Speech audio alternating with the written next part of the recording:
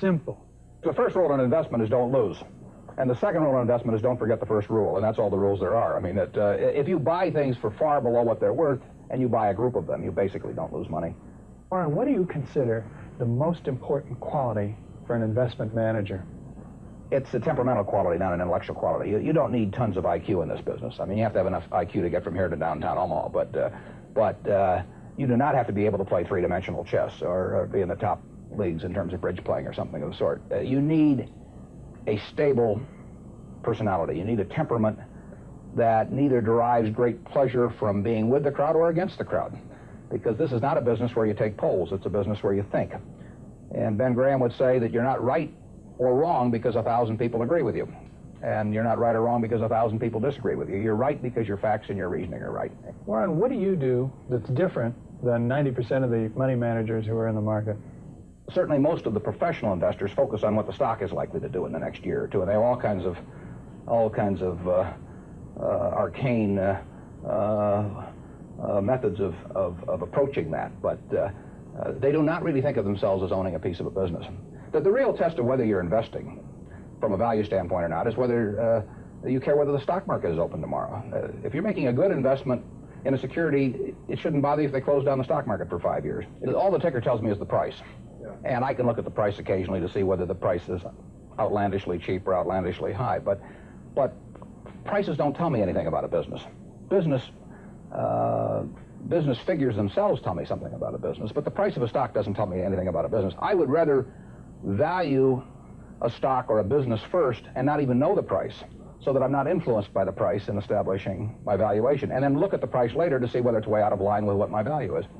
So Buffett chose to stay in this world, Omaha, Nebraska, where corn grows just minutes from downtown. Now, Omaha is a nice town, but nobody claims it's a world financial center. Here, the only thundering herd is actually on 4 feet.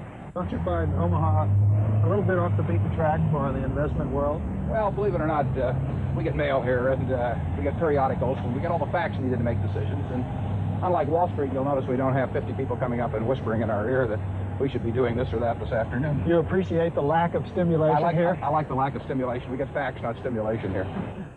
How can you stay away from Wall Street? Well, if I were on Wall Street, I'd probably be a lot poorer. You get overstimulated in Wall Street, and you hear lots of things, and you may shorten your focus, and a short focus is not conducive to long profits. And here I can just focus on what businesses are worth, and I don't need to be in Washington to figure out what the Washington Post newspaper is worth, and I don't need to be in New York to figure out what some other company is worth. It's an intellectual process, and the less static there is in that intellectual process, really the better off you are. What is the intellectual process? The intellectual process is defining your level, defining your area of competence in valuing businesses, and then within that area of competence, finding whatever sells at the cheapest price in relation to value. And there are all kinds of things I'm not competent to value, but there are a few that I am competent to value. Have you ever bought a technology company? No, I really haven't. In 30 years of investing, not one? I haven't understood any of them. So you haven't ever owned, for example, IBM? Never owned IBM. Marvelous company. I mean, a sensational company, but I haven't owned IBM. And so here is this technological revolution going on, and you're not going to be a participant. Gone right past me. Is that all right with you? It's okay with me. I don't have to make money in every game. I mean, I don't know what cocoa beans are going to do. There are all kinds of things I don't know about, and that may be too bad. But why should I know all about them? I haven't worked that hard on them. In the securities business, you literally every day have thousands of the major American corporations offered to you at a price that changes daily. And you don't have to make any decisions. You have to make, nothing is forced upon you. So there are no called strikes in the business. The pitcher just stands there and throws balls at you. And if you're playing real baseball and it's between the knees and the shoulders, you either swing or you get a strike call on you. If you get too many called on you, you're out. In the securities business, you sit there and they throw U.S. Steel at 25 and they throw General Motors at 68, and you don't have to swing at any of them. They may be wonderful pitches to swing at, but if you don't know enough, you don't have to swing. And you can sit there and watch thousands of pitches, and finally you get one right there where you want it, something that you understand, and then you swing. And so you might not swing for 6 months. You might not swing for 2 years. Isn't that boring? It would bore most people, and certainly boredom is a problem with most professional money managers. If they try to sit out an inning or two, not only do they get somewhat antsy, but their clients are start yelling, "Swing, you bum," you know, from the stands, and that's very tough for people to do. Warren, your approach seems so simple. Why doesn't everybody do it? Well, I think partly because it is so simple. That the academics, for example, focus on